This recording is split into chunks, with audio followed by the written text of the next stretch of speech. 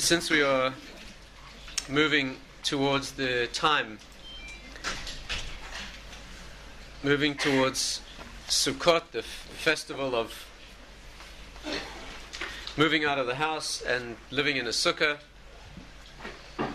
so that is a perfect opportunity to discuss the deeper issue which underlies the idea of the sukkah, which is the issue of faith, emunah, the issue of faith. The deep sources, the Kabbalistic sources, refer to the sukkah as tzele de mehemusa, which means the shadow of faith. When you the shade, when you move out into the area, the zone of the sukkah, so you're moving from something solid into the zone of faith, which really should be even more solid. But it doesn't look that way. Let's just spend a moment trying to understand why the question of emunah, faith, which is the central issue in all of spiritual thinking and work really, why that's connected to the sukkah. Let's try and get that clear. Maybe next week we'll have a chance to work it through further, but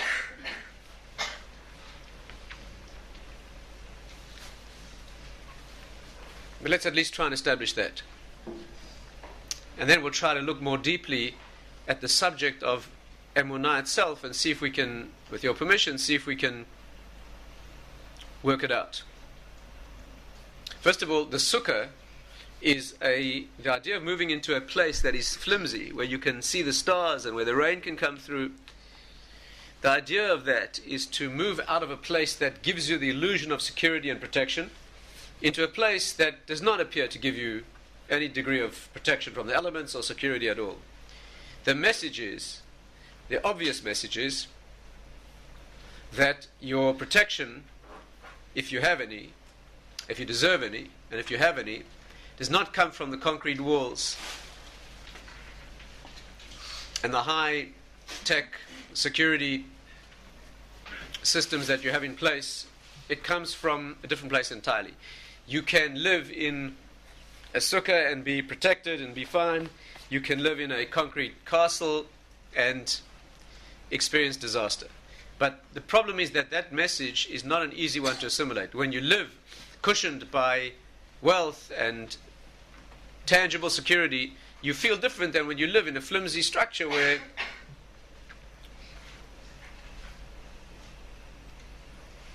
I have a friend in Johannesburg who lives in an upmarket, let's say, upmarket part of town, where the homes are palatial, and in proportion to the solidity of the homes is the security fear.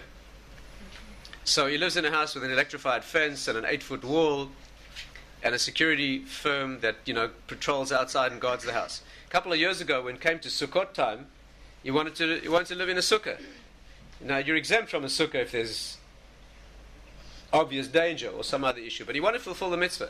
So he hired the security firm, he hired the security guard to stand outside the sukkah. Right? So he moved out of his mansion and slept in the sukkah as one should, but to make it safe, he had a guard stand out the sukkah.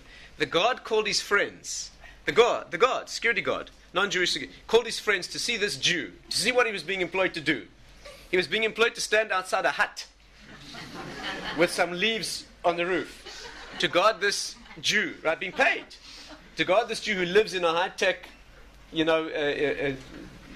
fortress, right, who wants to sleep in the garden,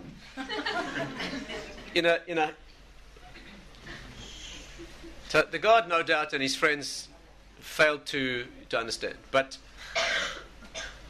that's exactly the idea. That's exactly the idea. The time of Sukkot is really the time of the harvest, and the message is that when you feel most cushioned by your own, when you plant seeds and nothing's grown, you feel vulnerable.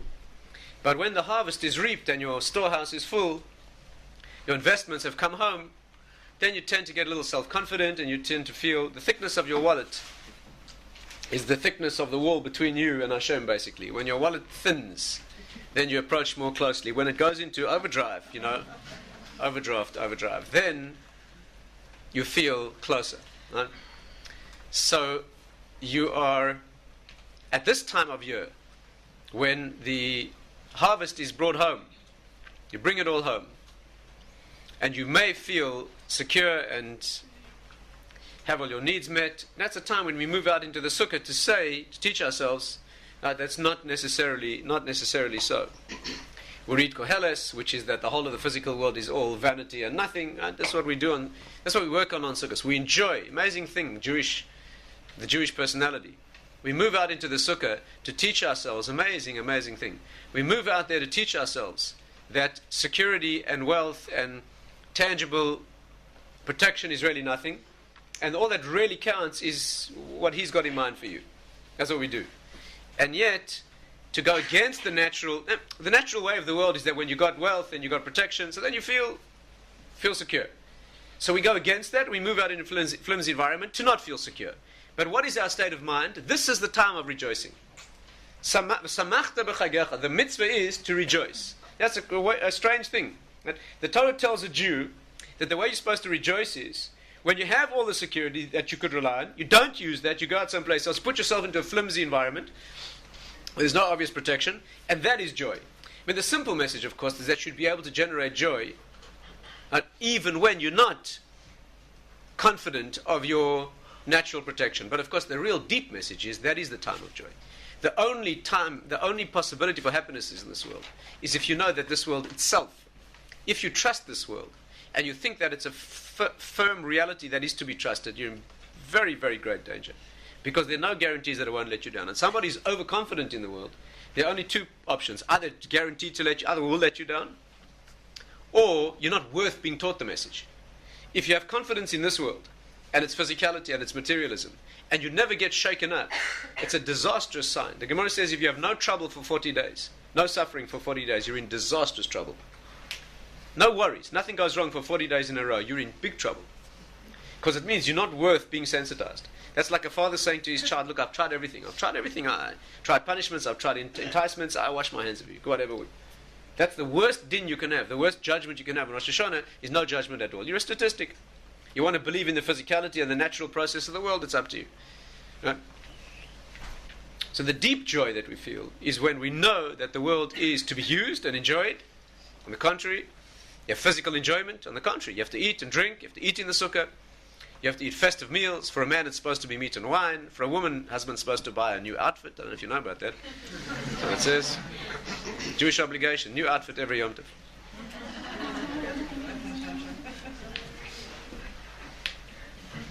That's what it says. And children, you have to give them special sweets and things that children enjoy. And yet, the underlying simcha here is that there's something deeper going on. Amazing thing. Who would think of such a thing? Who would think of such a commandment, such a religious process, right, of leaving your house and going to live in a hut? Remarkable thing. There's a deeper level here, of course, and that is that the sukkah, the word sukkah in Hebrew is a remarkable word. The word sacha, which is the root here, means to see through. Remarkable thing. Yeah, to see through. You know, technically the sukkah has to be that you can see through. The sukkah is supposed to be the roof of the sukkah. We're not going to go down to all the laws. The roof of the sukkah, which is the main halakhic feature of the sukkah, the walls can be solid, but the roof has to be temporary. The roof has to be natural material that has not been worked or processed in any way. That is vegetation, vegetable material, leaves, whatever, branches, that is completely natural. That has to be, ideally, that you can see the stars through, but at least that the rain should be able to get through. Right? It can be thick, but the rain should be able to get through. And yet, it should be transparent. The word sacha, sukkah, is based on sacha. Sacha means, the classic example is that Sarah, right, the wife of Avraham Avinu, his wife, Sarah Imenu, one of the great mother of the Jewish people, the original forerunner, right, on the woman's side. One of her names was Yiska, which is the same root, because Akol Sachin Beyofya, everybody could see, well, it's hard to translate. In English you'd say, could see in her beauty. But the real meaning is that everybody could see through her beauty. What it means is, a very deep message, you don't want to go into it fully now, but it means that she was an incredibly beautiful woman. In the conventional sense, it doesn't mean she was spiritually beautiful. She certainly was spiritually beautiful. But she was incredibly beautiful in the most natural womanly sense. The reason that we know that is because when she went down to Egypt, the Egyptians, who were contaminated with tremendous immorality, could hardly control themselves when they saw her. They insisted they would have killed her husband and they wanted to take her to their king. So she obviously was almost irresistibly attractive in the conventional sense. Right? And yet the Torah calls her Yiska. That means when you looked at her, you saw Hashem. That means, again, for a woman to look...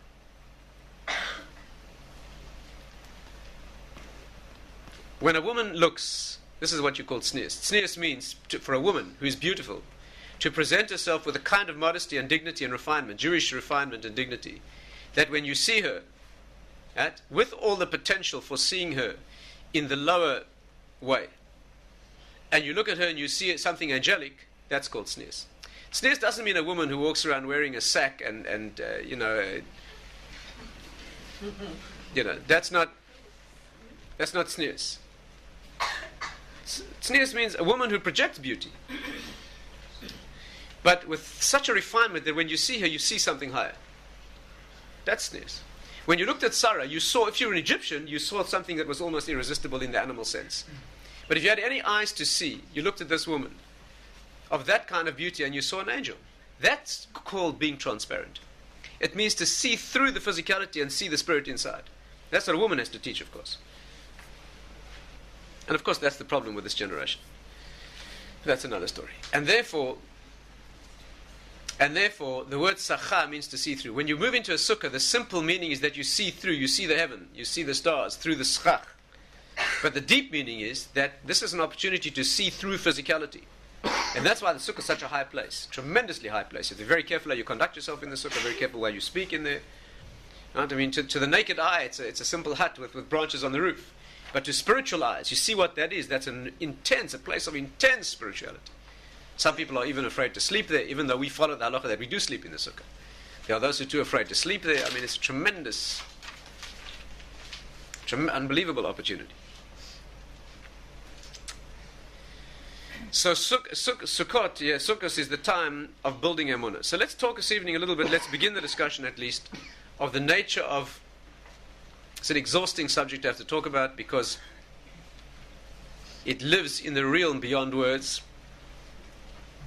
And yet we have only words to use to try to point the direction and to try and teach ourselves what the process of knowledge has to be here. But essentially this subject lives in a world that's a world of inner knowledge where the words are not adequate. But again, let's try and make that effort together. What we mean this evening in this discussion, what we want here is to reach beyond where the words are. If you stick at the level of the meaning of the words, then we'll be discussing anything other than emunah. Emunah is where the words take you into their own transcendence. That it takes you into the inner recess of the heart, where only a kind of silence is the appropriate tool. Right? It's paradoxical that you have to speak about something like that, but let's perhaps try and do that. To put it like this, you could say that what the words can do is bring you to the brink, to the edge of the cliff. That the words can do. Leaping off the edge into that other zone, that's something else. That's into the zone beyond words. Emunah lies there, doesn't lie on the edge of the cliff. With the security of the edge of the cliff on the solid ground beneath you, that's not emunah. It's necessary. You have to do that, and logic and words take you there. But emunah lies in the zone that a different type of solidity, a different type of focus, different type of mental energy and inner knowledge is required. Well, we do the words and we do the logic because it gets us to the brink. But the leap off, right, which is anything other than a blind leap, but it's a different process, right? That is something you cannot speak about. But let's see if we can bring ourselves at least to the brink, as it were, and see if we can use that as at least that little bit closer. We can get ourselves a little bit closer. Let's try and analyze it like this. We won't get through much, I'm afraid, of the discussion because obviously endless discussion that touches on all aspects of Torah and all aspects of of life. Emunah is the underlying. The first mitzvah in the Torah is relating to Hashem, knowing that He exists, God, relating to Him, even though He's not tangible or visible. That's the first mitzvah that subsumes all others. Now, obviously, it reaches into every other facet and aspect of Torah and life. But let's do what we can, at least, to begin the process. Nothing more important than this subject. Right? Nothing more important.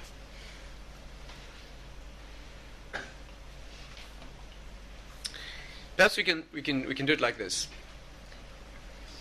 Just for convenience, let's start by phrasing a few questions. We can say this. The area of emunah, let's call it knowledge of something higher.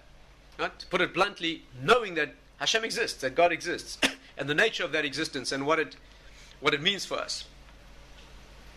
something that's not tangible, something that's always given to doubt. Even if you saw a miracle, most people say, if only I could experience a miracle. If he spoke to me once, no problem, I'd be his. The truth is, if he spoke to you once, you'd probably run for therapy. That's what you'd probably do.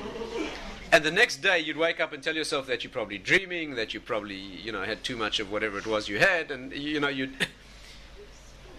be a waste of a good miracle. The kind of person who needs a miracle probably is not going to use it right.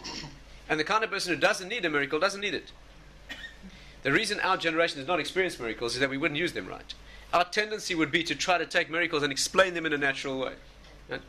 We even do that when incredible coincidences occur. We try to find... we're not sensitive, and so the tools that are used with us are different type of tools.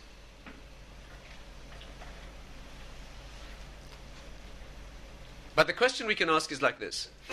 Is that focus of emunah, that knowledge that there's something higher, is that a knowledge? Can you know it? Can you know it as solidly as you know something in the physical world? With an equivalent knowledge or the same kind of knowledge? Or is it intrinsically unknowable? Stay with me carefully. It's a very important process of thought here. Let's say like this. If it's knowable, let me argue that it's knowable. You can go through a certain process of Torah study and investigation, and you can look at the world in a certain way, and you can end up conclusively knowing that Hashem exists and what that means. Let's assume that for a moment. Maybe we haven't shared together the secret of what that pathway is, but let's assume there is such a possibility. Then the question is, what is faith? You don't have to believe in something that you know. Then the name of the game is knowledge. Let's seek the knowledge, right? If you're learning a profession, right? So until you know it, let's get this clear. I don't know what your profession is, you as an individual. But if you take medicine as an example. Say as a medical student, they want to teach him something that he doesn't yet know. I've been through the experience, I can tell you. So they put these things in your ears, and they put it on the chest of the patient. They say, here, listen to the heart beating. And your heart sinks because you can't hear any heart beating. The first time you put that thing on a patient's chest, you hear the buses going side in the street, you hear the rumble of things, you hear your fingers creaking, you hear everything, but you don't hear any heart beating. And then they say to you, look, can you hear this valve and that valve, and you can hear, thinking you're a total failure. Right? You have to take it on faith that this thing can be done. You don't negate it, you don't call it faith, it's a knowledge. You go through the process. A few years later, when you practiced and experienced here, you find that you're listening to this thing, you're not hearing anything else at all, and you can actually see what's happening inside. You can actually see it. You can see the shape of those valves, and you can see you can see it, and it's as real as if you could open it and look at it. Whatever your professional field is, that's the way it is. If you showed me something in your field of expertise that you do, I would have to take it on faith until I gain the practice in that area. But that doesn't mean we call it faith. We loosely say you take it on faith, on trust.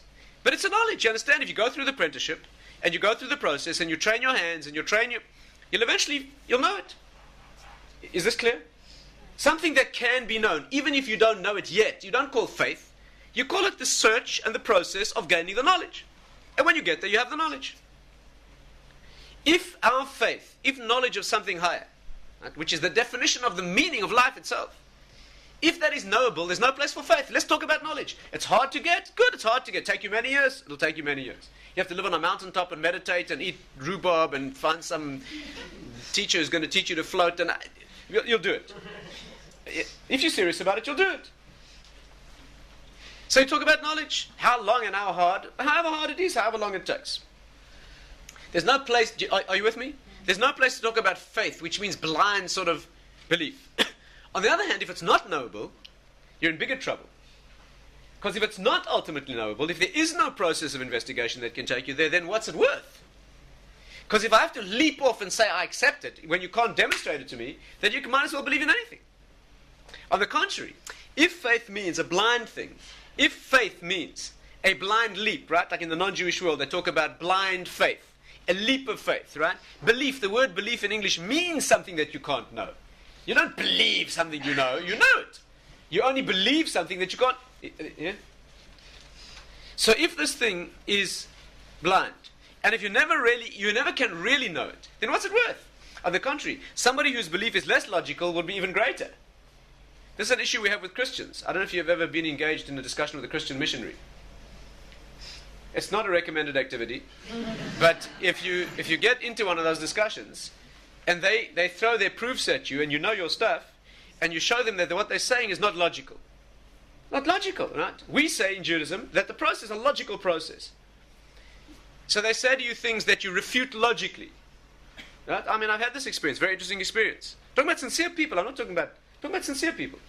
They'll say to you, for example, that the person they regard as messianic and whatever they regard him as, they say that one of the proofs that he was who they claim him to be is that he's descended from the house of David. Yeah, we're not discussing Christian theology this evening. I just want to give you an example. He's descended from the house of David, and they have various versions of the genealogy from the house of David. So that he's descended from the house of David is one of the qualifications for being the Mashiach. If you then point out to them that according to them, his father wasn't his father, according to them, his father had nothing to do with it. It was only his mother. You know the story. Therefore, how can you call on the genealogy of his father? Do you see the problem? Either his father was his father and he came from David maybe. Or his father had nothing to do with it, and then don't tell me that he's from the house of David. It goes to the father, not the mother. So they say, if you raise that problem, they say to you, see how great our faith is? It doesn't make sense and we believe anyway. But they don't mean that in a trivial sense. They don't mean that. It's a mistake to think. They're not talking about foolish people. They mean that faith transcends logical demonstrations. Do you understand? That faith transcends, you should know that in Muslim theology, I don't know if you know about this, in Islamic philosophy, there's another version of this issue. In Islamic philosophy, they believe there's a very deep underlying energy in Muslim thinking that the world has no organized path. Our early sources talk about it, Maharal and others. They say that the Islamic faith is taken root in the hearts of people who are desert people, nomadic people. The idea of the desert is that there's no organized pathway. There's people who live wherever the journey takes them. Some sources say that that's why the Arabs in early days used to worship the dust of their feet. You know, when the Arabs came to visit Abraham, he washed their feet. The reason he washed their feet was because they worshipped the dust of their feet. So he didn't want them to bring that fetish, that object of idolatrous worship into his home. What on earth does it mean to worship the dust of your feet? Our sources explain the dust of the feet is the symbol and residue of the journey itself. They worship the journey itself. That means wherever the journey takes you is a holy destination. That means there's a thought process here that whatever I'm doing is what he wants me to do. Whatever I'm doing, it can be wiping out people, killing innocent, I don't know what it is. Or genuine hospitality, whatever their values are, genuine faith. They have an intense level of faith. Some Torah sages have said, halavai, that we should have the intensity of faith that they have as a people. But what is the faith? That I chart my course and it's done totally with him. They're not being superficial. They mean it very deeply. What is that course? Where I'm going. How do you get to such a thing? There's a deep current of energy in Islamic thinking that you can't understand him anyway. There's a deep truth here. You have to understand where these things come from. You can't understand him. Can you ultimately answer why he created the world and why he needs you? Ultimately, no, the answer is you can't. So then what are you trying to explain to me, you Jews, that it's logical until thus far? If at that point you're going to have to make a leap of faith anyway, so admit that the whole thing not logical. There's a deep truth here. But we say no. We say that our process is a deep process of logic, and yet there's a leap. That has to be very, very solidly understood. Do you see what we're up against here? So let's phrase the question. These are not trivial and silly things. Let's try and phrase the question. Is God consciousness possible? That means, can you know it? Don't talk to me about faith. If you cannot know it, then it's all a leap of faith, but then it's not for me. Because you might as well leap into anything.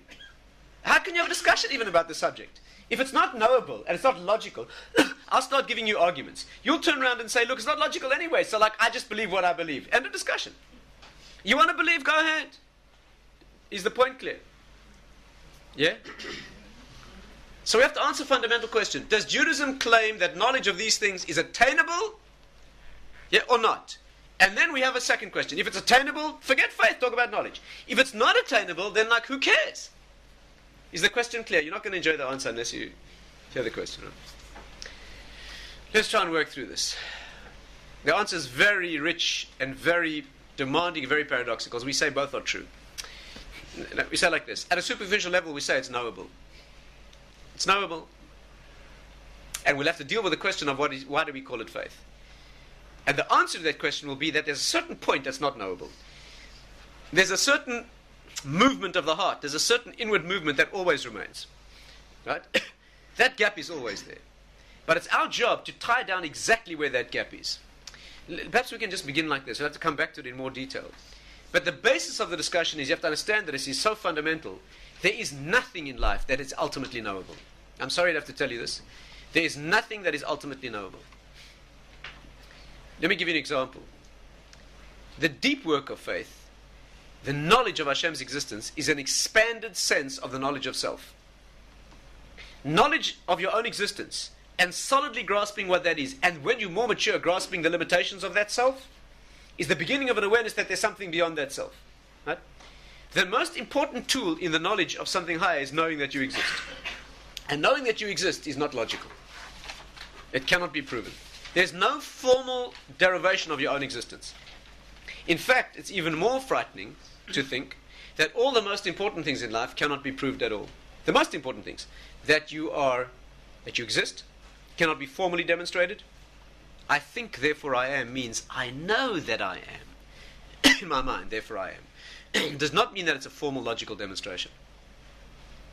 Knowing that you have free will, that you're not just acting out the results of your own chemical genetic process. You just have to know that. You cannot demonstrate that. Knowing that you're human and not an animal, which amounts to the same thing. An evolutionist will tell you that you're a sophisticated gorilla, or amoeba, or chimpanzee. And you say there's a categorical difference between me and an animal. It is not demonstrable. The knowledge that you're Jewish, You think you know you're Jewish only because they told you? Yeah, you think that's... Even knowing that your parents are your parents.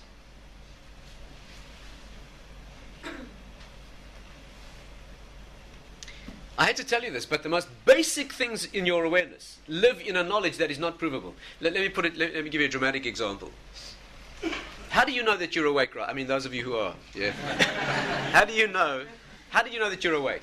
How do you know that you're awake and not dreaming? Now, don't rush to answer this. When you're dreaming, you think you're awake.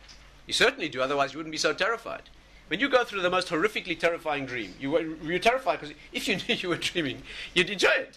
It's another movie. The reason that you're so horrifically terrified when you're dreaming is because you think you're awake, don't you? I'm not talking about a dream where when you dream, you're dreaming. That you really need therapy if you go through that. I'm talking about the kind of dream that fills you with ecstasy or terror. The reason you experience those emotions is because you think you're awake. So if you think you're awake when you're dreaming, how do you know that you aren't just dreaming now and thinking that you're awake? Again, please, it's a very important question. The reason you know you're awake now is simply because you know it. You know it in first hand. You know it in primary terms. There's no what are you going to do? Pinch yourself? But in your dream, you could be pinching yourself and feeling it. Speaking to me, you could be speaking to me in your dream too. Bertrand Russell, many of the great philosophers have found other versions. One classic version of this problem is, how do you know that the world wasn't created 5 minutes ago with all your memories of the past already there and intact? Maybe 1 minute ago, with all the past coded in. Where's the past? In your memory, right? The entire past up to 1 second ago is not here. It's only in your consciousness. Maybe you were created 1 minute ago with a consciousness extending. It's a ridiculous concept, but you cannot disprove it. It's also irrelevant. It makes no difference. It makes no difference. I mean, you could claim legally that you don't owe me the money you borrowed last year.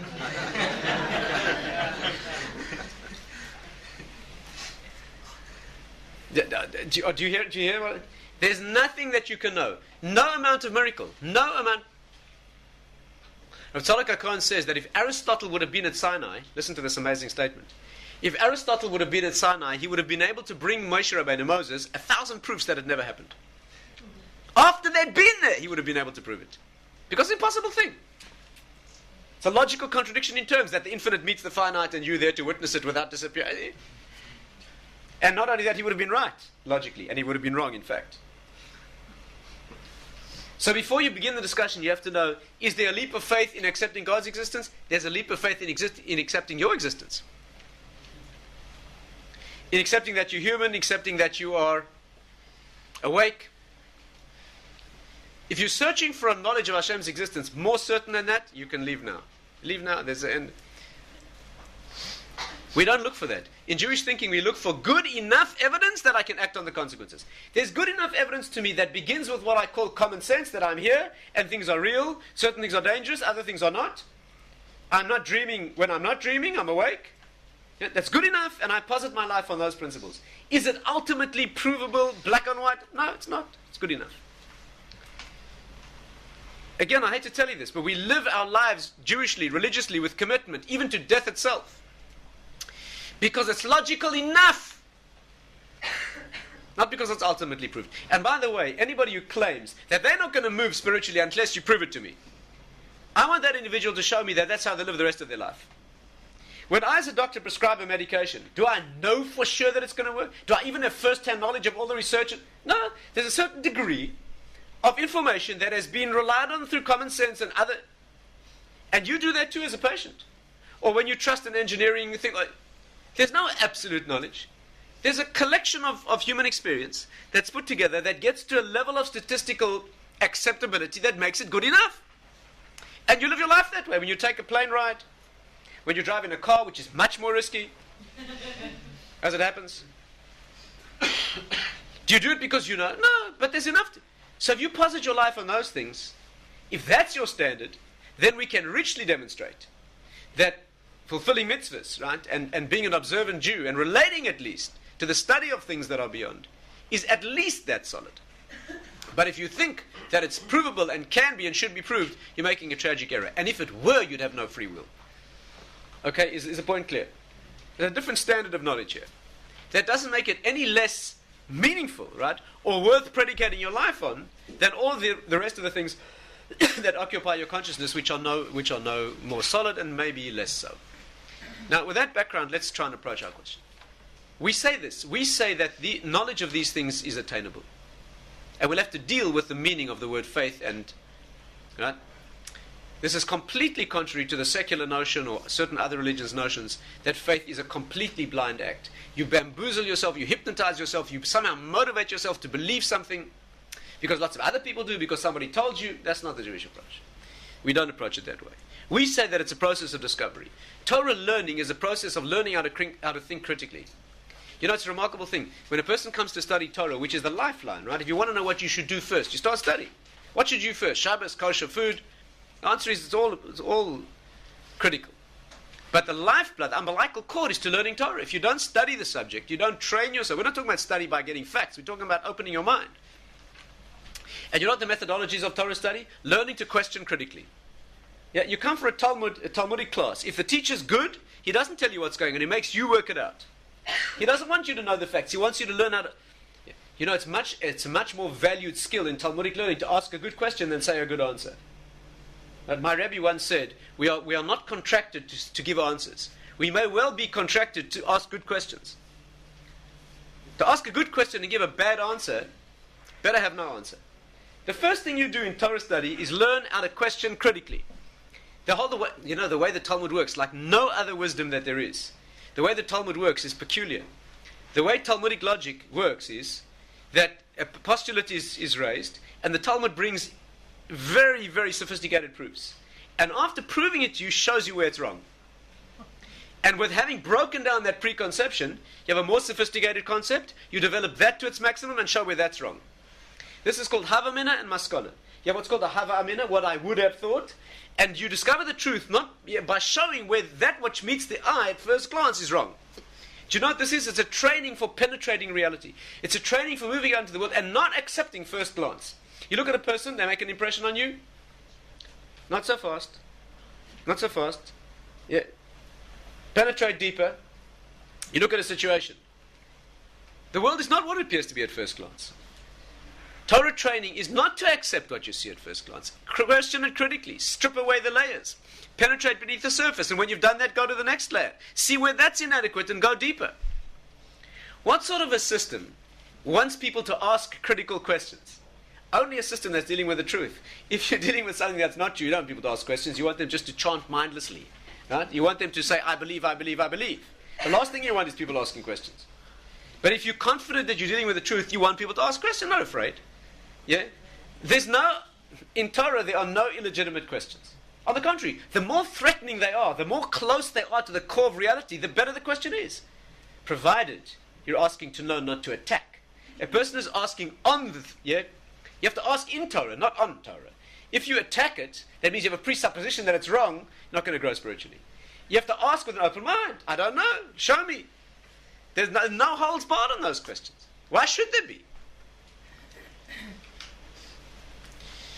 So, process of discovery. Now, we have to answer two questions now. Stay with me slowly. There are layers here to the thinking. The first question is, if there's a claim being made that certain things are knowable, which at present I do not know, just like in a profession or any other area of skill and expertise and education, then point me the direction. Show me. What do I do to get the knowledge? Take many years. I'm prepared to do that. Nothing more important than this. Takes many years. Once when I was a junior medical student, I went to a certain rabbi, and I said to him, I'd like to be a Torah healer. I'd like to know how to do healing from a Torah perspective, not just from a technical perspective. He said to me, there's no question, finish medical school, and then you go to yeshiva for 7 years. I said, 7 years? He said, look, if it takes 7 years to be a doctor, what makes you think it's simpler to learn? So, yes. Maybe demanding. But if there's a process of discovery, then show me what it is. And the answer is there is a process of discovery. And it's as follows. We don't have time to go into it fully, by no means, but just to point the direction very briefly, each of these elements needs full discussion. And then it will lead us to considering what's the meaning of faith if the knowledge lies in this direction. The knowledge is to be gained in the following way. Again, stay with me carefully. If somebody asks you formally, what are the Jewish demonstrations of God's existence? Right? It's plain and simple. Don't give me any fluff and any... I want to know. So the answer is there are two processes of thought. Okay, there are two currents of energy that our sources deal with. The one is more primary and more reliable. The second is valid but not as reliable. The first is investigation of Torah itself. And the second is scientific and logical examination of the world. One being a mirror of the other. Torah means accessing, investigating objectively the Torah claim that it was given at Sinai from heaven to human beings who experienced that firsthand, millions of people who experienced that firsthand, and not only experienced it firsthand, beyond any shadow of doubt, meaning, make no mistake, when we say beyond any shadow of doubt, even those people had the same shadow of doubt that you have about your existence. They had free will. Not at the moment of the revelation itself, right? Because they were lifted out of their bodies. They weren't human at that moment, right? But when they came back in and the next day they woke up, they still had the same level of knowledge that you do. Yeah, is it? In fact, on the contrary, it's a tragic error to think, it's another subject again, it's a tragic error to think that Sinai was necessary for that level of proof. Sinai wasn't necessary. Again, Jews often make the mistake. The ultimate proof of God's existence is we met him at Sinai. The truth is that meeting him personally, face to face, so to speak, at Sinai was not necessary. Why? Because the miracles that were demonstrated in Egypt, which were far less than the Sinai experience, far less. You could be much more skeptical about those things. That hail fell, that had fire inside, and that water turned to blood. Those are incredible demonstrations. You'd be very impressed if you saw that. You'd be religious for at least a couple of days after that. But they're not the same as having the prophetic experience of having your soul, your neshama, leave your body and cleave to the oneness. That's not. Those were good enough proofs of Hashem's existence. How do we know? Because the Egyptians were held to task. The Egyptians were held accountable. The Egyptians never stood at Sinai. They would demonstrate. Torah says openly, I will show my wonders in Egypt, that they should know, the Egyptians and non-Jews should know that I exist. So if an Egyptian is expected to know of Hashem's existence because he sees water turning to blood, that's obviously good enough. You don't need Sinai for that. So why did we stand at Sinai? We didn't stand at Sinai to have proven that God exists. Because between you and me, it's no more proof. Because that little gap of skepticism that if you want, you can always resort to, you could have there as well. What they saw in Egypt was good enough. In fact, it wasn't even necessary. The tradition from their forefathers was good enough. But it's certainly good enough, even for Egyptians who were completely sunk in the lower world. Why do we stand at Sinai? It's another subject. We didn't stand at Sinai to have a proof, right? Zelo inyan, as it's put there so beautifully. Zelo inyan shall otzmata hochacha. It's not a case of the intensity of the proof. Ze inyan shall echut hayediyah. What a remarkable thing! It's a question of the quality of the knowledge. We stood at Sinai not to have a more clear-cut proof of existence. We stood at Sinai to have a deeper appreciation of personal relationship with Him that the non-Jews don't have. Completely different subject. But nevertheless, the miracles in Egypt, standing at Sinai, it goes back to then. The problem for you and me is, we didn't stand there. Personally, you and me. Kabbalistically, our souls were there, our neshamas were there, every Jew can relate to that. But in terms of clear, open, logical, common sense, conscious, I was not there. So how do I verify it? I have to go back through the story. I have to go through the story. What my great-great-grandparents heard from their great-great... You have to go through the story. And it's not simple. Not simple. It needs to be thoroughly investigated.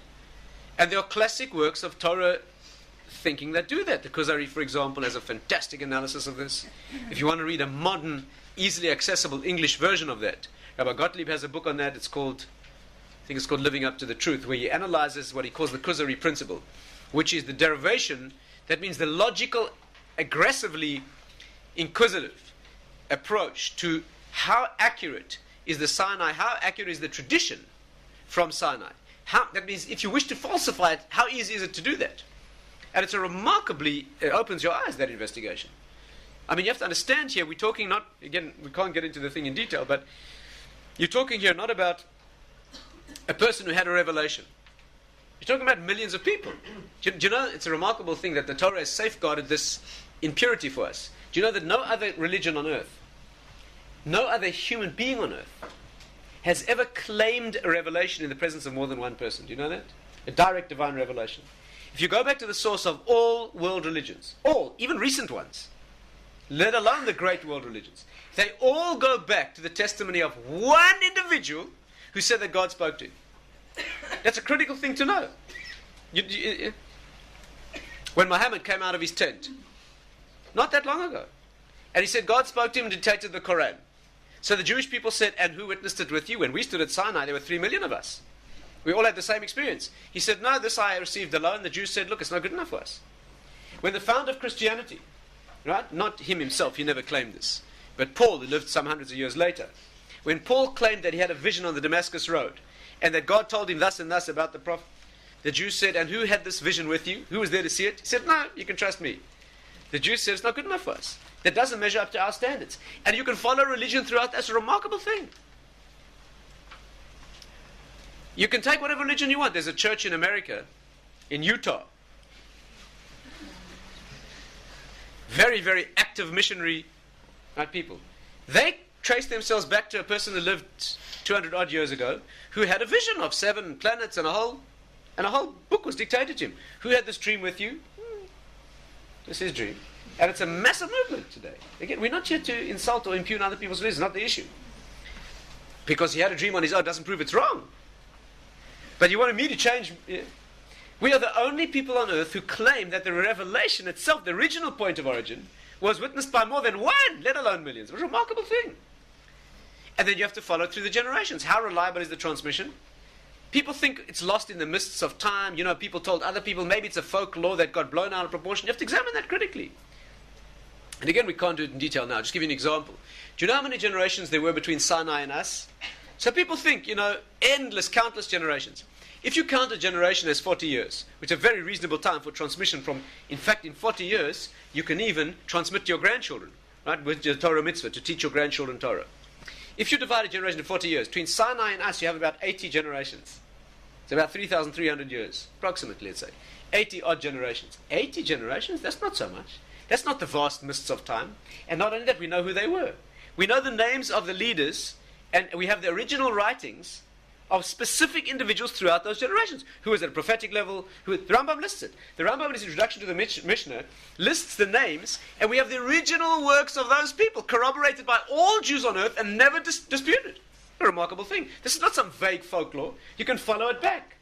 And there's never been, do you know what that means? That Jews all over the world, from Sinai on, sat at the Seder table every Pesach night and told the same story all over the world.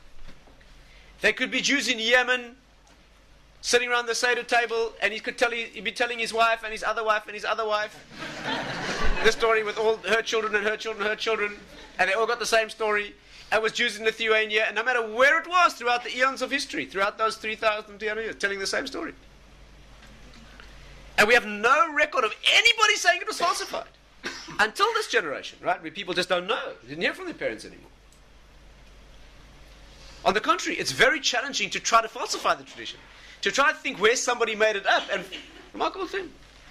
So without going into detail, one course of investigation is to examine the claim that Torah makes and the transmission, the veracity of the transmission down to us. That needs to be critically examined without accepting any fobs and any loose thinking, right? It needs to be rigorously done, and our classic sources do that. The second method of investigation, and that's a rich subject in its own right, the second one is looking at the world scientifically. Scientifically. Yeah. Does the world speak of random, chaotic, accidental processes, or does the world speak of highly precise, complex organization? But you have to be objective. I mean, I can't help telling you this. I mean, I don't want to... There's a certain professor at Oxford University. He's written a number of books on evolution, proving that God could not exist. Proving, yeah, that evolution is true. And the statement he makes there is that anybody who thinks that evolution is not true is like denying that the earth goes around the sun. Right? It's on the same level of factual, established fact. Why? So he says like this: because complexity, complex things like human beings, even animal cells, even one cell, even one protein, are so stupendously complex that they could never have come about by accident. That's what he says. That's clear. So we have to explain how they came about. How do they come about? Because very simple things accidentally underwent very small changes. I'm not going to go through evolution here. And eventually ended up as complex things, and he gives a very detailed account of how that all have happened. Right? And therefore, but listen carefully, the claim is, you cannot have anything complex. Listen carefully, it's amazing. You cannot have anything complex that happened by accident. Yeah, the old example that's always given in the English literature is if you stumbled across a watch in the desert, you would never assume that the winds and the hurricanes and the forces of time and nature had put together this watch. You would assume somebody dropped it there, a human being. You come across one protein molecule which is zillions of times more complicated than a wristwatch. Stupendous, mind-boggling. You know what's in a protein? So that couldn't have happened by accident? No, absolutely agreed. No. So what happened? Simple things organized themselves by the process. It was like, what was the point of origin of the simple things? That you don't have to explain. Simple things. So listen carefully. What's a complex thing, he says? Biological organism, a human cell, DNA, mechanism, protein, etc. Right? But excuse me, how did inorganic matter develop? There's no evolution there. What about the moon? You know, one atom. Do you know what an atom is? Do you know what one molecule? If you take, do you know one molecule? Nobody understands yet the forces that keep the electrons where they are, and the nuclear forces. Stupendous physics that's got mind-boggling. What goes into that? What explains that? He said, no, that's a simple thing. That's what he said. That's simple. That doesn't need explanation. We start there, right? That's a given. Now I'll explain to you how complex things like human beings arise. What's the man saying? You have to be a professor at Oxford to be able to say things like that. I mean, that's... To say that the moon is a simple thing, it doesn't need explanation. That one molecule, one atom, doesn't require explanation, that could have happened by accident. You have to have your head read to speak that way.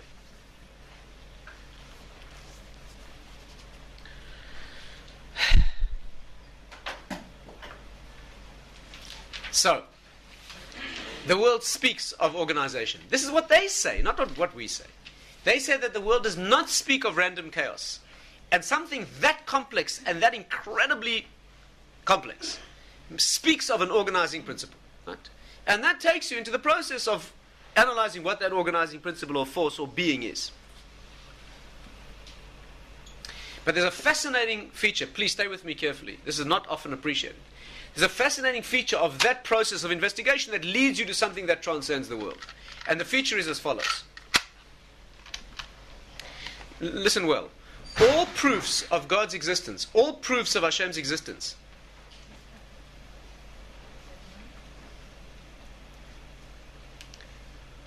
all proofs of something higher by this method are all only proofs by exclusion.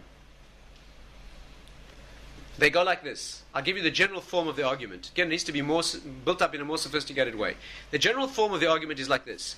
Not that we follow a process by which we derive God's existence, but we try to prove that the world could be explained in its own terms, and we find that difficult to do.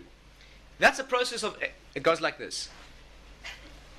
Take the world, or one molecule, or one atom, or one cell, and ask if this could have happened by accident. Does this look random? An atom, never mind biology, where evolution gets involved. Talk about an atom, or a molecule, or the nature of the periodic table of chemicals that organize themselves into the compounds we're familiar with. So stupendous in its complexity and in its remarkable simplicity. You know, the whole world of chemical material is made up of a handful of elements. You know that? In the whole periodic table today, all substances, elements known, there are only 150 or so. And most of what you're familiar with in the world is made up of 5 or 6. Oxygen, nitrogen, carbon, a few metals. And those things are so crafty in their construction that when you put them together, they make more and more interesting and complex things. If sodium, for example, sodium is an explosive metal. If you expose sodium to the air, it explodes. Chlorine is a deadly poisonous green gas. When you put them together, you get salt. That is very crafty. That is, and these two things, when they're harmonized that way, they form salt, which you need to survive. And never once in your entire existence do they dissociate and the sodium explode and the chlorine poison you. It never happens that way. They are so cunningly devised. You understand what's going on? Do you know what's in salt? They are so cunningly devised that they have the incredible properties, and yet they're also able to blend in ways that the more you start putting them together, the more...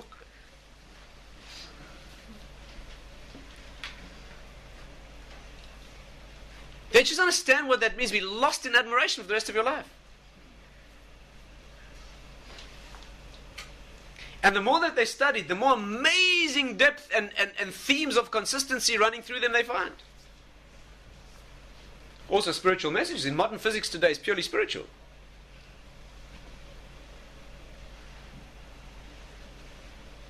Always new secrets, and more beauty and more harmony. So we say like this, could that have happened by itself? That just boggles the mind. So therefore what? That implies that something else must have done it. But that's an argument by... Are you with me? An argument by... There are only two types of proof in logic or mathematics. One is proof by derivation, one is proof by exclusion. There's only two possibilities. Either I derive something from first principles until I have it demonstrated, or I have A or B must be true. I cannot derive or prove A, but I can show that B is false. If I show that B is false, A must be true. It's as certainly true as if I derived it. But there's a very big difference. When you prove something by derivation from the ground up, you end up knowing what it means. When you're not proving that something must be true because the alternatives don't make sense, you know just as surely that it must be true, but you have no idea what it is. All you know is that all the other options, the world is a random accident, it's all chaos, things bumped into each other and they organize. That just doesn't make sense to me. So what did it? Something else. But what that thing is, that course of investigation will not show you.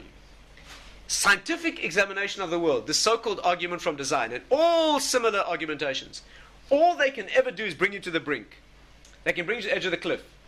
Uncomfortably squeeze you to the edge of the cliff. That the alternatives, the more you check them out, the less tenable they become. But to leap off the cliff into that zone of Torah and knowledge of those worlds, that's a completely different exercise. That needs Torah. So if you go to a seminar, you have people who are seeking faith, and they go to one of these religious seminars, and there they give you this whole weekend thing where they give you all these proofs and all these amazing... Be careful. Those are only the proofs by exclusion. The aim of such a seminar, if you walk out of there totally believing, your eyes going like this, zing, zing, zing, zing, right? I believe. You need counseling, you need therapy, you need to go and have a milkshake. You're in trouble, right? Because that you've misunderstood. That's not what it's designed. What it's designed to do is shake your firm belief in the opposite, shake that up, and move you to the edge of a cliff where alternative explanations are problematic. Not disproved, but seriously weakened. But what is reality, they've got nothing to say about. That you need an experience of Torah. For that you need an inner experience, a meditational experience. That is where the leap of faith is. Do you understand? The leap of faith Please stay with me carefully. Such a beautiful thing to understand.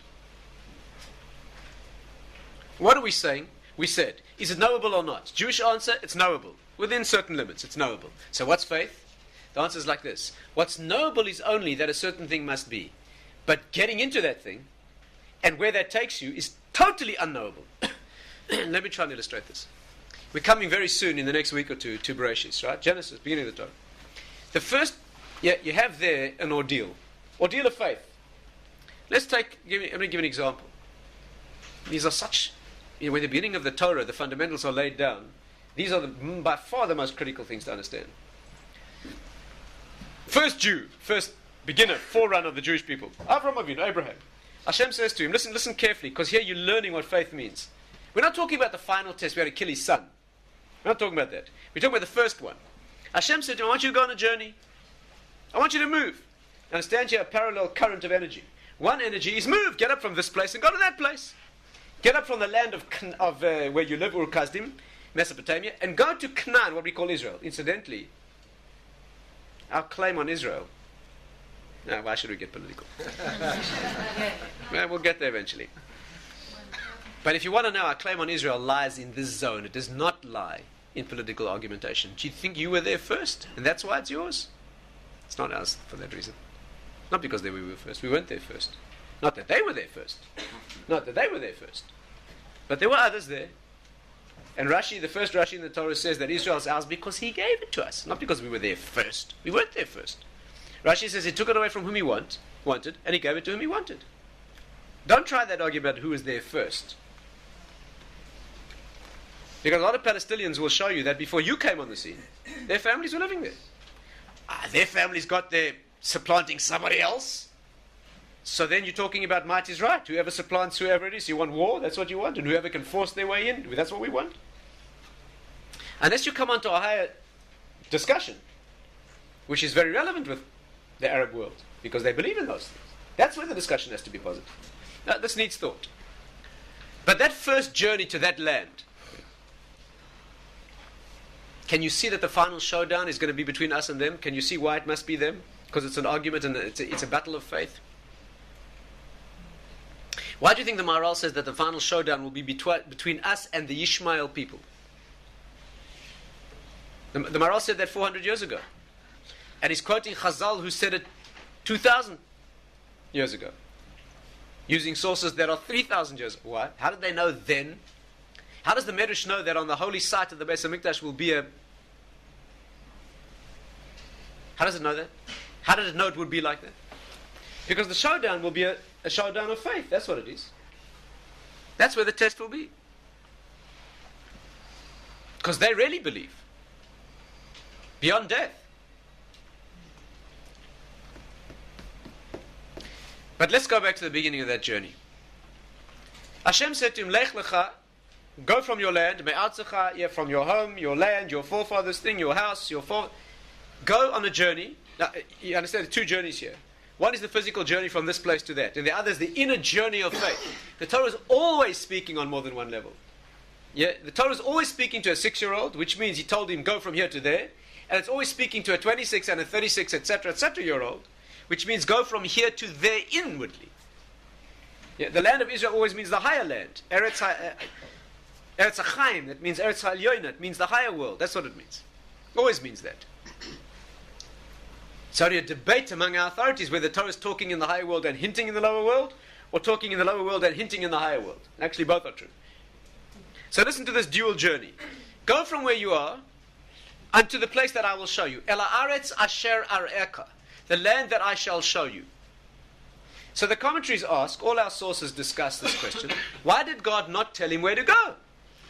He said to him, leave your place and listen carefully, it's the most amazing thing. Yeah, if you want to put your finger on your journey and where your life should be leading, right? You can't say it more clearly than this. Leave your birthplace and your father's home, literally, and go to the place which I'll show you. Geographically, when you get there, I'll show you. Just start walking. What does that mean? You tell a person, I want you to go on a journey. You don't tell him where to leave from. He leaves from where he is. You tell him where he's going. No? If you're standing on King's Cross Station, I tell you, I want you to take the Edinburgh train. That's sensible. If I say, leave King's Cross, you say to me, you're raving, right? Yeah? The destination doesn't tell him. Do you hear? There's something very strange here. So the commentaries say, listen, it's so beautiful.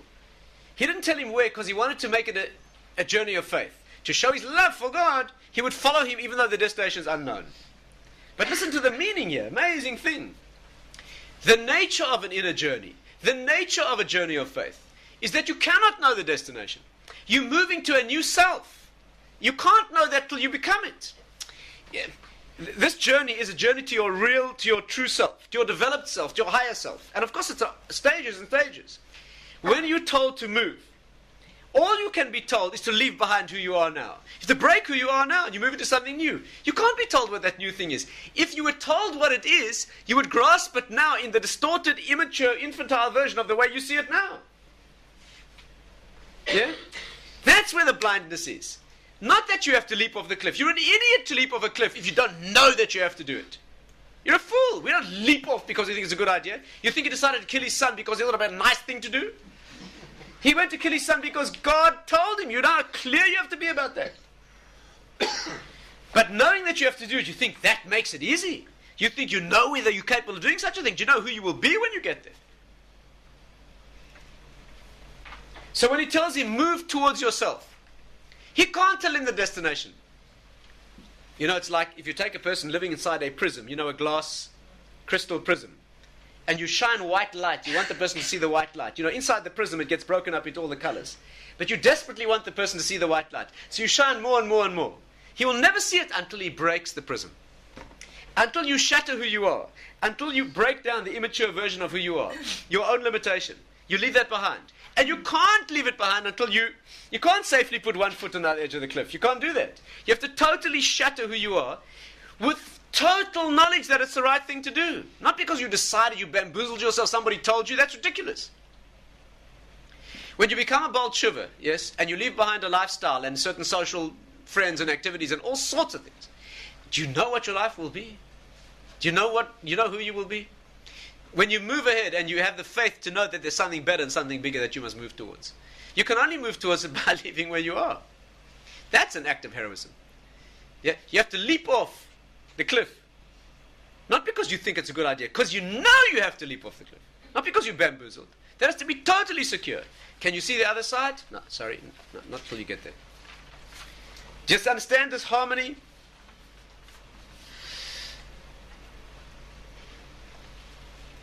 Yeah, you're standing on this cliff edge. Yeah, let me make it graphic in case you're not with me. You walk out of here this evening, you're walking down the street, you pass through a dark sort of stretch over there, and a big hand taps you on the shoulder. Big hand. An infinitely big hand. If this happens to you, by the way, see me privately, okay? Because you turn around and you're facing the creator of the world. You're not hallucinating, you haven't been imbibing anything, and there you stand face to face with unquestionably a prophetic experience. We don't have prophecy now, but assume that happens. He says to you, look, I'd like you to do me a favor.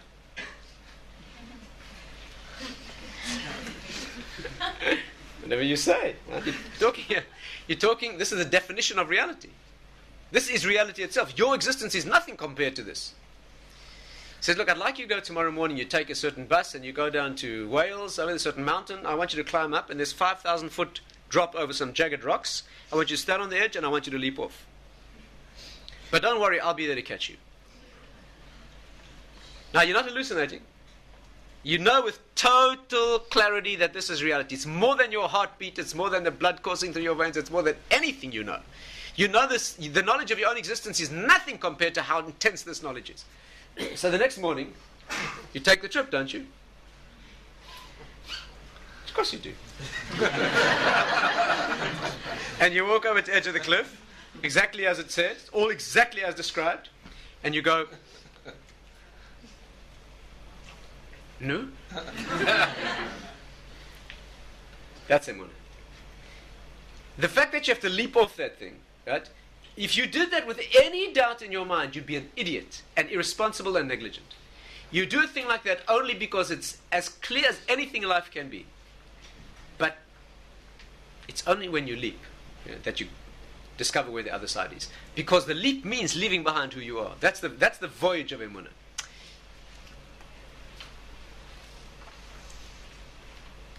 What you move to, through the destruction of your immature, limited, pathetically childish self. When you can afford to leave that behind, and it has to be a fearless process. It's a terrifying process. All the security, you're leaping off a cliff is nothing compared to this, done properly. First, you gather the knowledge, you garner the security to the extent that your cliff edge is known and secure. To that extent, and only to that extent, you move off. But it takes the courage of breaking down who you are, your concepts, your environment, your habits, And if you try and share this verbally with somebody in that world, you'll be made a laughing stock. Laughing stock. Have you heard people say, give you an example. Here's a classic example. You religious people. You got no ordeals in life. It's all mapped out for you. You've got these blinkers on. You do what the good book says. You follow the instructions. Yeah, it's easy. Me, I'm a secularist. I'm a hero. I go where the truth leads. Yeah, wherever the truth leads, I never know what it's going to be. Tomorrow, if I find out something's true, that's where I go. I'm a hero. Listen carefully. The man of faith, the woman of faith, is a person who moves, not because the blinkers and the rules and the book, but because that process of information and study and clarity indicates that I have to leave where I am now and go. Where will I find myself? I have no idea. What will I be? What will be my sense of identity and meaning? I have no idea. But I invest in that. It will be what it has to be. That's a truly heroic process. The secularist, what does it mean to be secular? That means spirituality and transcendence, that's defined out of the picture. I go where my own tangible, what I can touch and feel, what I can experience empirically, what I can put in the lab and examine, that I trust. So look what he's done. He's defined the borders of reality. He's predefined the borders into a safe zone, and he says, in there I go anywhere. Who's the hero and who's the coward? Yeah? That means I'll go anywhere, but not religion. I go anywhere, but not that which can't be known. He's already predefined the fact that it can't be known.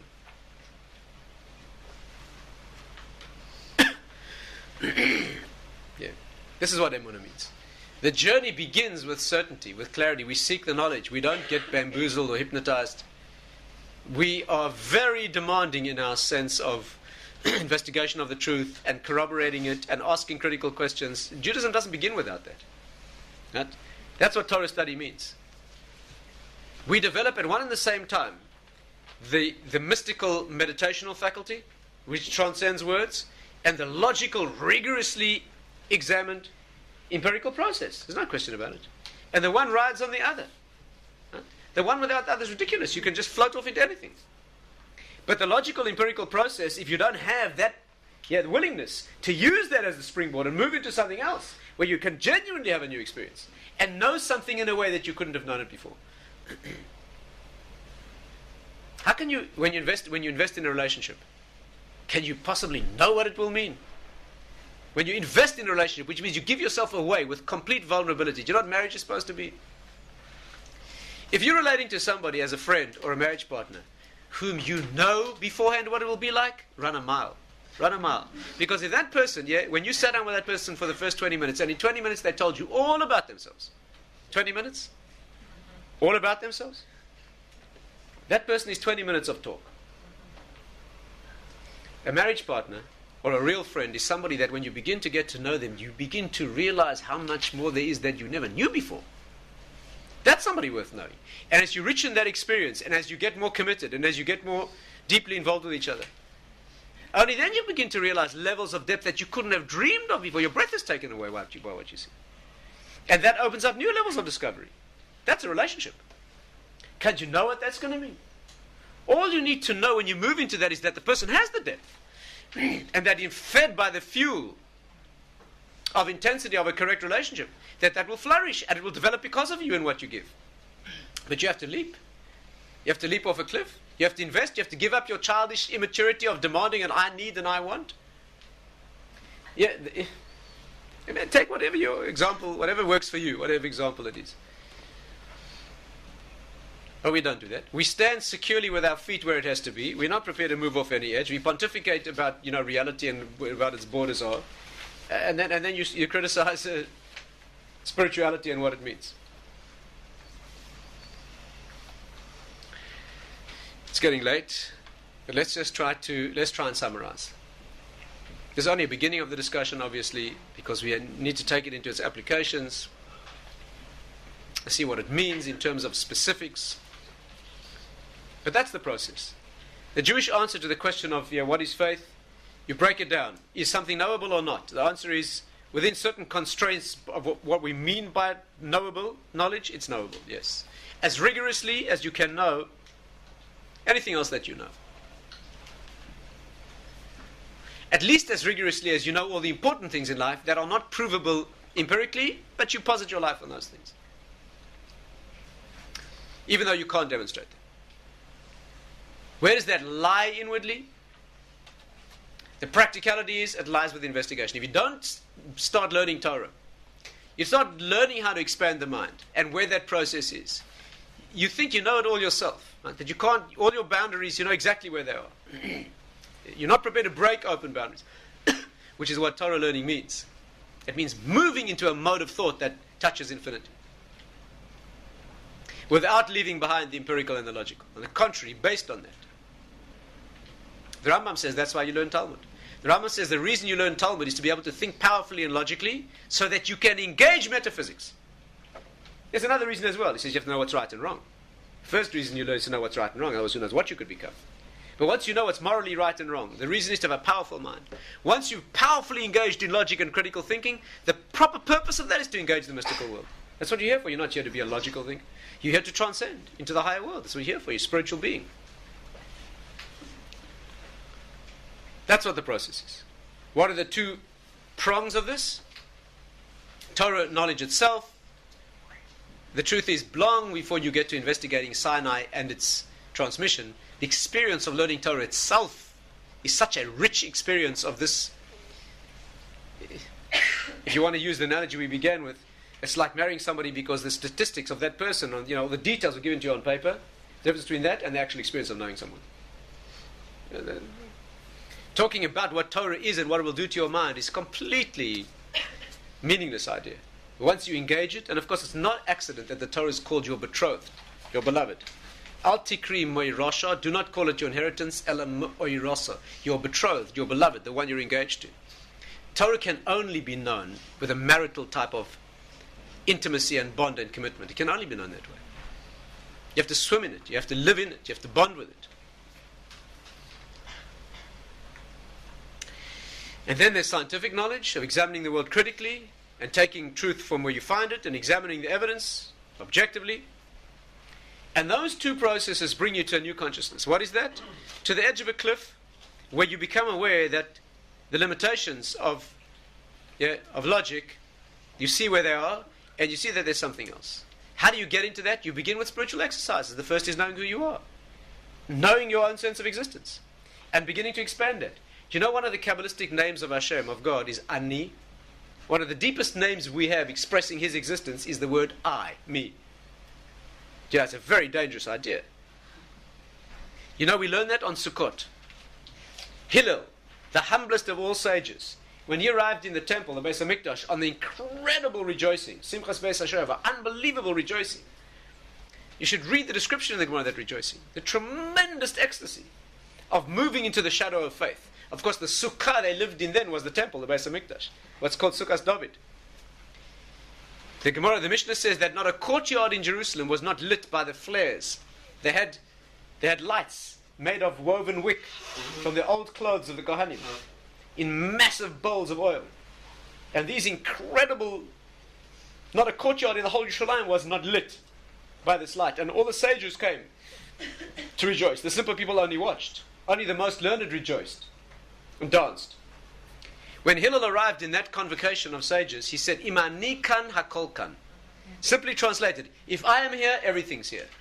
Seemingly the most egotistical statement you could ever make.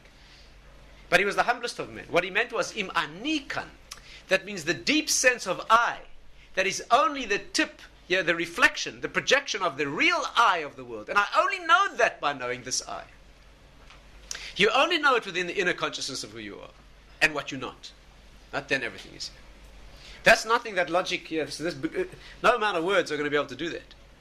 So you need meditation. You need a meditational process where you make contact with your own inner awareness, where you know how you know these things and you see them clearly, not because of the words. On the contrary, despite the words can only break this down. You have to learn how to think beyond words. As long as you're thinking in words, there's no hope of reaching this level. As long as you think in a conversation, your inner life goes like a dialogue. That's how most of us live most of the time. We live inwardly. We say something to ourselves, and we run around and hear how it sounds, and then sometimes we don't even wait to hear what has been said before we're already thinking how we're going to argue back. We interrupt. That's all we do. Yourself. That's how the conversation goes. It's a dialogue. You're talking to this. There's no hope for a person like that. Because as long as it's a dialogue of argumentation, right, you can never know anything higher. You have to learn to still that voice. Those two or more individuals talking to each other, they're talking nonsense. Those voices have to be stilled until you know things as they are, not because words. Words are always bringing them down into a packaged reality that is finite and no matter how articulate. On the contrary, the more words that are needed, the less hope you have of saying the thing. The more words you need to convey something to somebody, the more hopeless. If you need to really explain in great detail, you might as well forget about it. If you really wish to communicate with somebody, it's somebody that you only need a subtle look and something is shared and they have understood. Then you've got a hope. But when you need to start explaining, you might as well forget about it. So as long as you're busy explaining to yourself and you're engaging in this inner conversation and you're talking to yourself, right, you'll never understand yourself. Those voices have to be stilled. First, they have to be engaged until logic is plain and the logical elements are there, and you're a powerful and objective thinker, and the emotions and the infantile stuff is put out of the way, so that real objectivity is gained. And then you have to go beyond it. You have to learn what that meditational mode is, what that thing called das is, which is knowledge for its own sake. And the first thing you have to know is me. You have to know you have to know my own existence. That's called ani. And then there's an expansion of that to take in something bigger.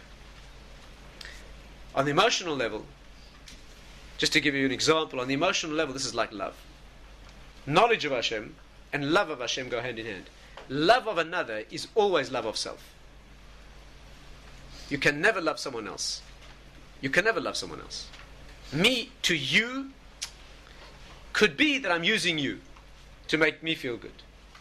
Love of someone else is always and can only be love of self. Love of someone else means that as I love myself, the size of who I am has become expanded to include, do you understand? That the self that we're dealing with here has become expanded to involve you. That you are me. And then you don't need to talk about love. There's an expanded, you need to be big enough to expand your borders. So that person you talk about loving is not someone else that you love. How can you be one if I am me and you are else? But one, there's no distinction between us. When I become you, we melted into each other. So there's no difference in me talking about me or you. Right? You mean as much to me as I do because we inextricably become one. Then of course I love you at that time. Yes? The expansion, it needs thought. The expansion of consciousness. That's why the word ahava in Hebrew adds up to 13. Same as the word echad, to become one. Becoming one doesn't mean, romantically we become one. We look into each other's eyes and that does not becoming one. Becoming one means that we become indistinguishable, that we become genuinely, the heart becomes one. Knowledge of Hashem means that the knowledge of myself expands into the knowledge of that. That's what it is. This is the beginning of the process. This is the process of Emunah. The first mitzvah in the Torah, which is the mitzvah of understanding the oneness. This is where it begins, and in fact, this is where it ends. We'll stop there.